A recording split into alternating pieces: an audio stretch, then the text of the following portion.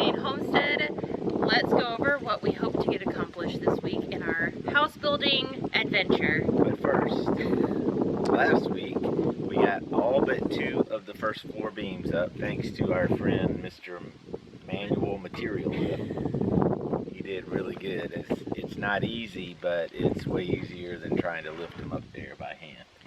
100%, yes. So yeah, we only have 2 left to go today, and then we're gonna start putting up the second floor joist and frame out the stairway leading from the first floor to the second floor. It's going to be an exciting week because we are actually getting started on the second floor. So hopefully this week we'll have, we haven't decided exactly if we're going to fasten down all of the floor joists. We're probably not, because we're going to use the material lift to raise all of the posts and then beams up to the second floor so that we can put them where they go. And then once we get ready, we're going to put all the rafters and everything associated with that up there as well. So we're going to leave a gap so that we can get the material lift can do most of the work for us. But this week hopefully we'll have, within reason, the second floor joist in, have some temporary flooring up there, maybe have some steps, probably temporary construction steps from the first floor to the second floor, and then we'll be ready to start setting posts pretty quick. Yep, so let's go ahead and put up these last 2 beams.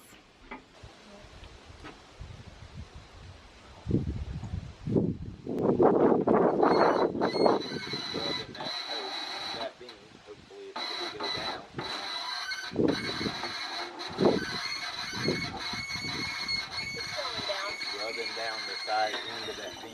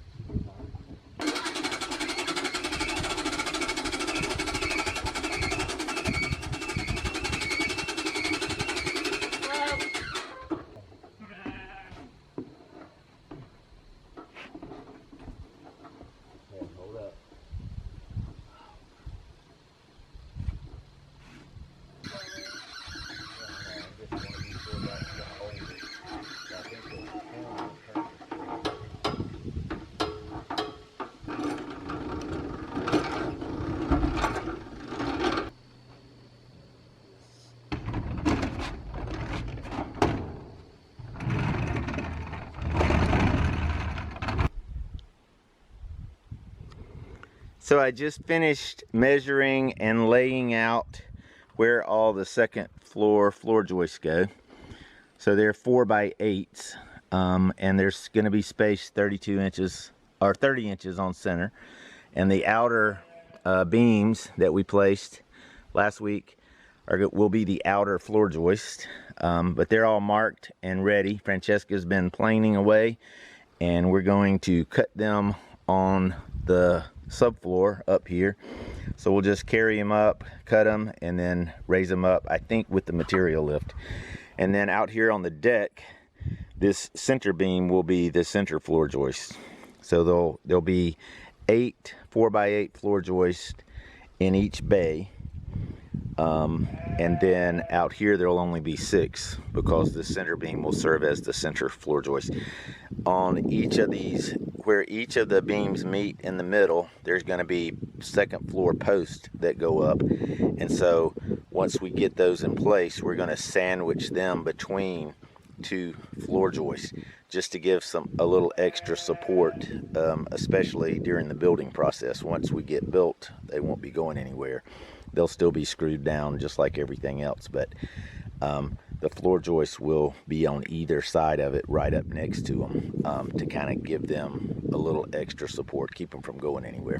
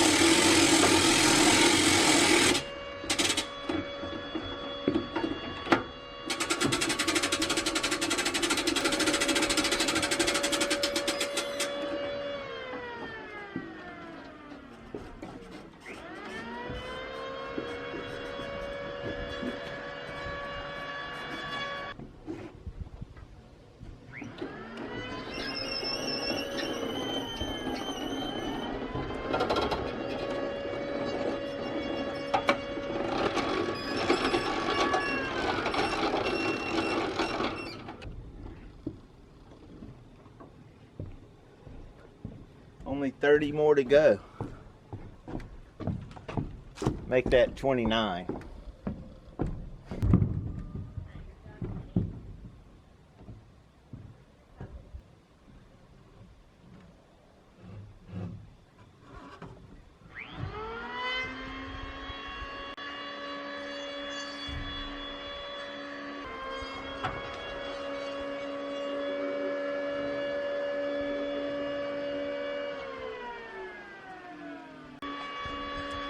So now I'm just gonna take the nail gun and toenail these in, and then but where each beam butts up against the next one for the next bay, on top of these larger beams, we're going to put blocking in between there to keep everything kind of upright. I don't think they're going anywhere, but it also helps the floor absorb more of the stress more uniformly. So kind of like what we did on the first floor, except between bays we're not going to put any blocking in between there because we want the look of the full 4x8 floor joist exposed.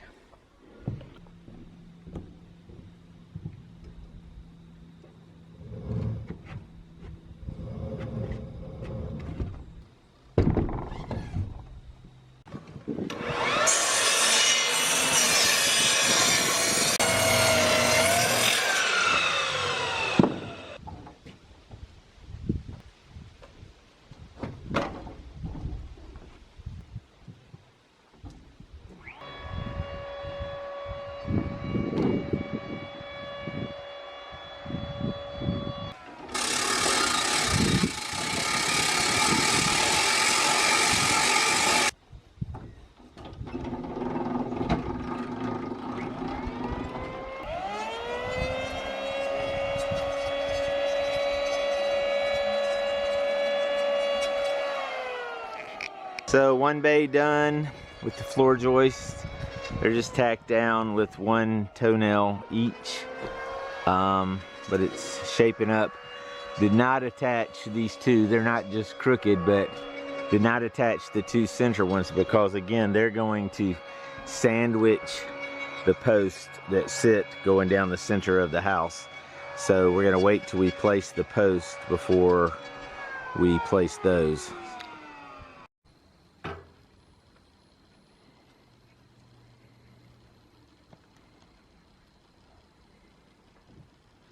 So our friend Bernie came over, and now I'm doubting why I got this material lift.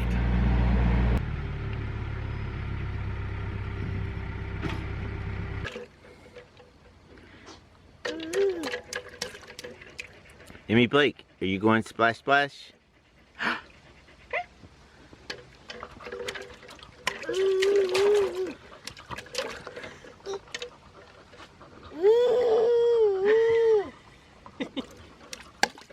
More fun than being in the gate trainer. Silly girl.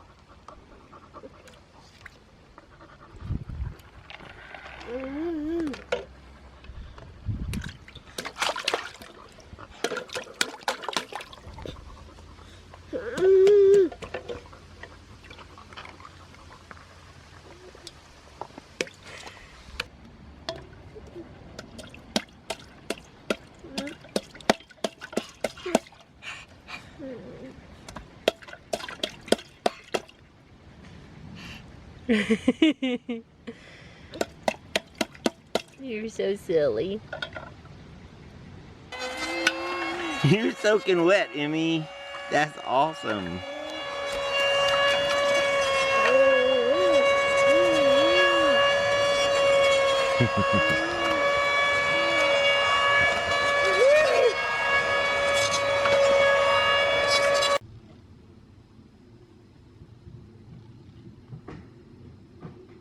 Hello everybody, happy Wednesday.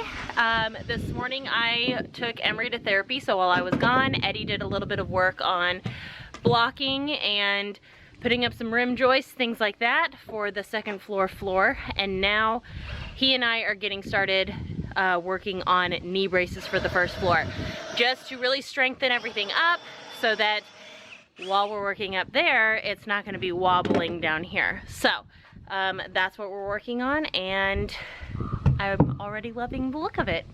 All right, so we're starting to put the knee braces up. We're gonna knee brace and be sure everything's real solid on the first floor before we get up to the second floor. We've already got most all of the floor joists up there, but before we start doing flooring and post, we wanted to be sure everything's really sturdy on the bottom, because it still moves, and it will still move until it's shelled. And the roof, when you're building a building, if you don't know this, you can have the entire frame built, knee braced, everything, it'll still move. You put the roof on it and it's like it tightens everything up. It just pulls it all together end to end, basically. That's really not what I'm talking about. I'm talking about knee braces. So we're gonna put knee braces. We've already put one up right there. So we're gonna knee brace this outside deck area, and we're starting here first just because it's just being sure figuring out exactly how we want it to look when we get to the inside. So what I think we figured out is we're coming up off of the end of each brace 4.5 inches. So I'll just take it and make a little mark.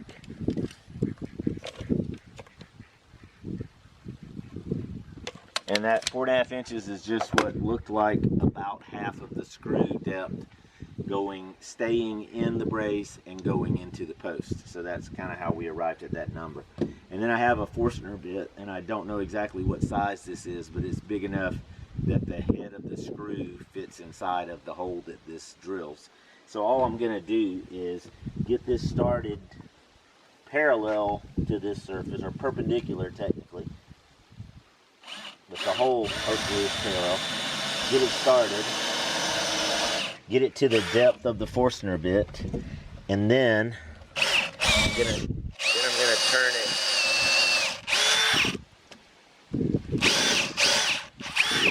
and make it so that it's kind of a flat surface going parallel to this surface, which is going to be on the post or on the beam up top. So again,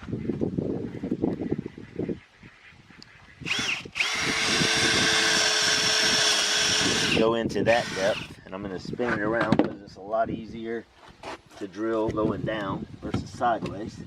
And I'm just using this as a guide to get it close.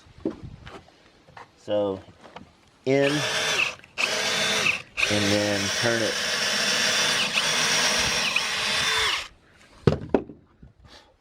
I don't know if you can see that, but that just gives a little pocket. So the screw's going to go directly perpendicular to this surface, which will sit here, and the screw will actually be recessed in that hole. So it's kind of like a pocket for it to fit in, countersink.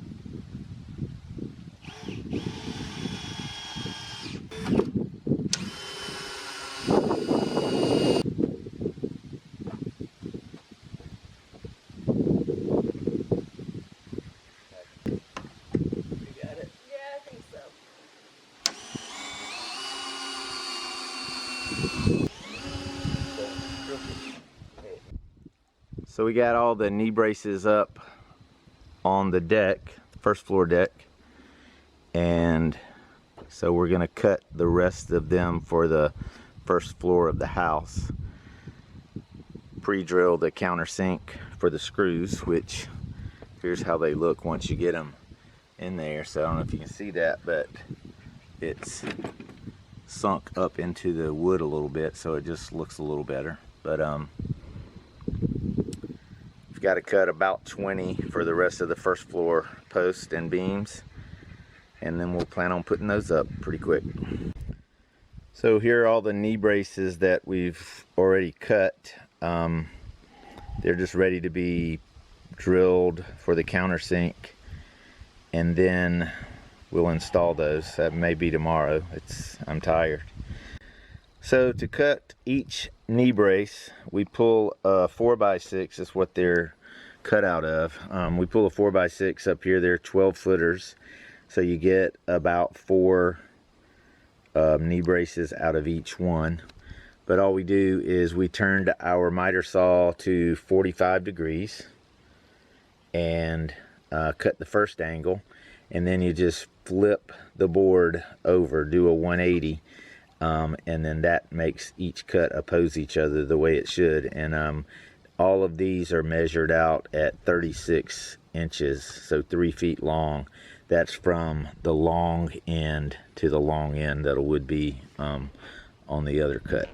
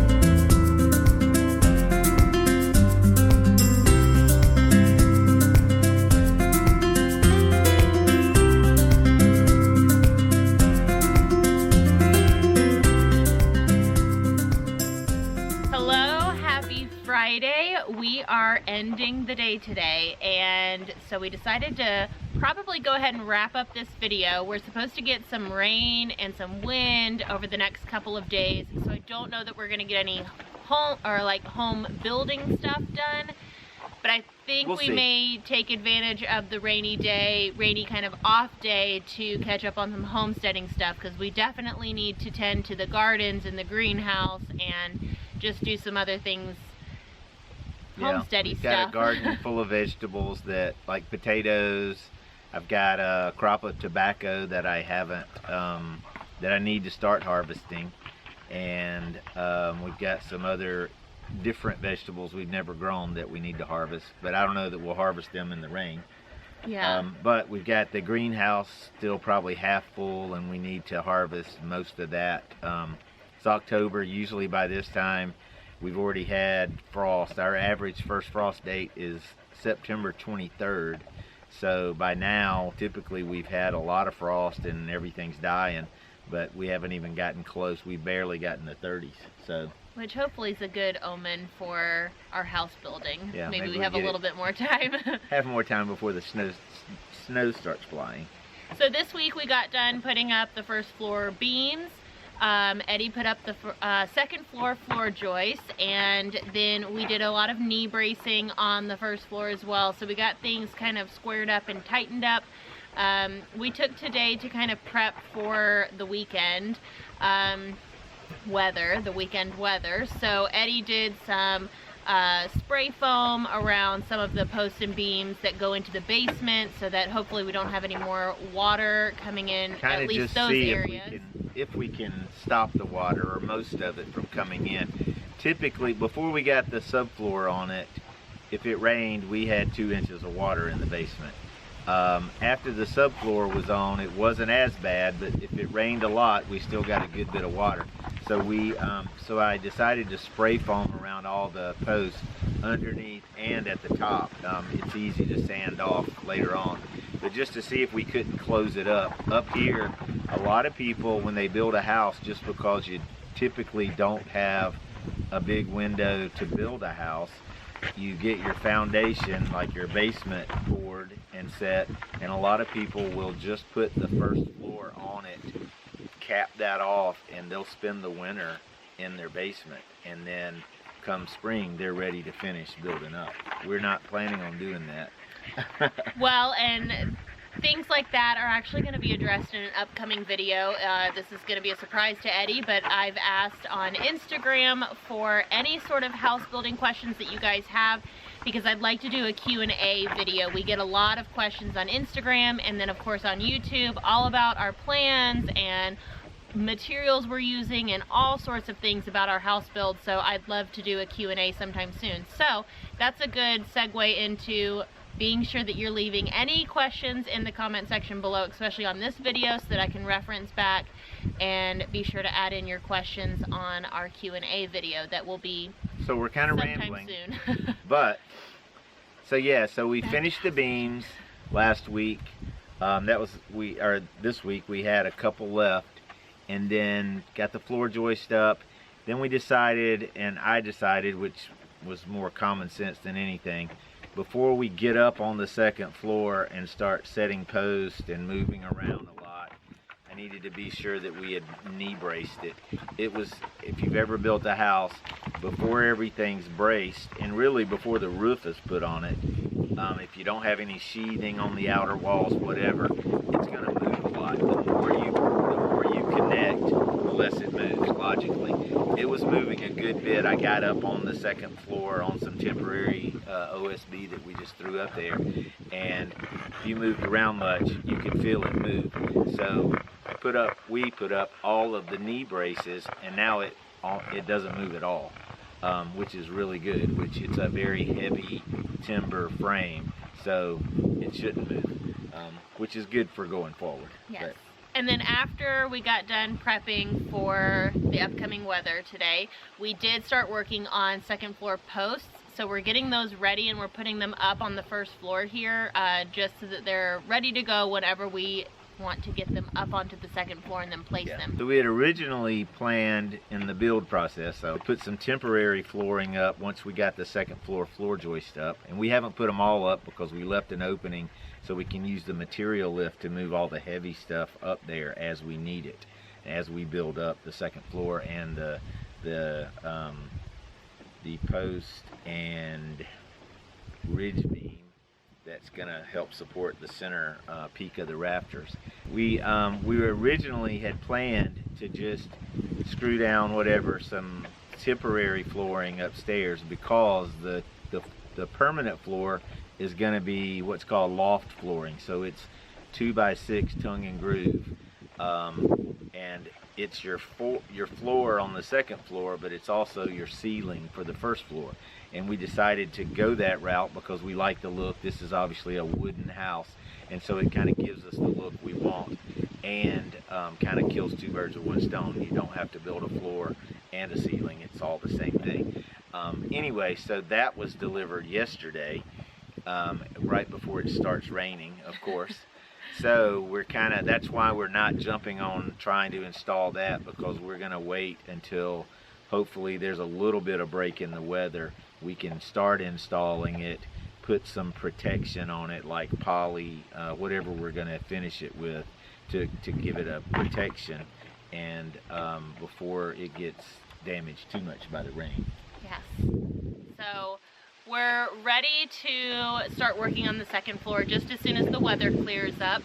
But yeah, so I think that kind of wraps up this week, and then again next week, once the weather kind of clears up a little bit, we're gonna get back to work on the second floor here and hopefully make a lot of progress. So thank you so much for watching. Hope you enjoyed this video. Don't forget to give it a thumbs up.